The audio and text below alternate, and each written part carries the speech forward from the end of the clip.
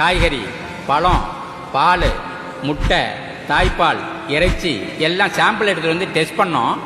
எல்லா சாம்பிள்லையும் விஷம் இருக்கு. காரணம், இரண்டாம் உலக போர் சமயத்துல பிரிட்டிஷ்காரன் நம்ம நாட்டுல விளைஞ்ச பல லட்சம் டன் உணவை நம்ம மக்களுக்கு கொடுக்காம இங்கிலாந்து நாட்டுக்கு ஏற்றுமதி பண்ணான். இது ஏற்றுமதி இல்லைங்க, வழிப்பறி. இந்த வழிப்பறி ஆட்சி தொடர தொடர இந்தியா முழுக்க கடுமையான உணவு பஞ்சம் வந்து பெண்கள், குழந்தைகள்னு பல லட்சம் மக்கள் பசி பட்டினியால கொத்து கொத்தா செத்து போனாங்க. இந்தியாவோட ஒவ்வொரு மூலையிலும் அழுகுரல் கேட்டுட்டு இருக்க நேரத்துல கெமிக்கல் உரம் போட்டா சீக்கிரம் உணவு கிடைக்கும்னு சொன்னாங்க. 12,000 வருஷமா அறிவியல் பூர்வமா பண்ணிட்டு இருந்த இயற்கை விவசாயத்தை ஒதுக்கி வச்சுட்டு விஷமா இருந்தாலும் பரவாயில்லைன்னு உயிரை காப்பாத்திக்க வேற வழி இல்லாமல் கெமிக்கல் உரங்களால் மட்டும் விளையக்கூடிய உணவு பயிர்களை விதைக்க வேண்டிய நிலைக்கு நாம தள்ளப்பட்டோம். தாய்ப்பாலை விஷமாக்குறது மட்டும் இல்லாமல் இன்னும் 25 வருஷத்துக்கு அப்புறம் விவசாயமே பண்ண முடியாத அளவுக்கு மண்ணையும் மலடாக்கிட்டோம்.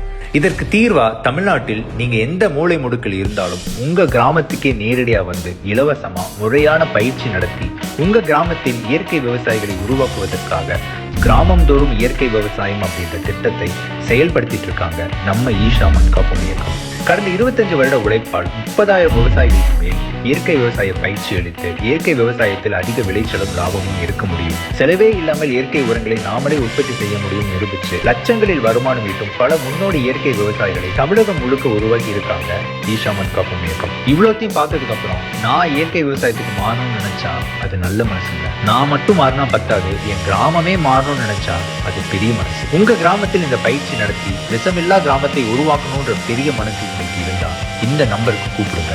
ஈஷா மண்காப்போம் இயக்கம் உங்க கிராமத்தை தேடி வருவாங்க.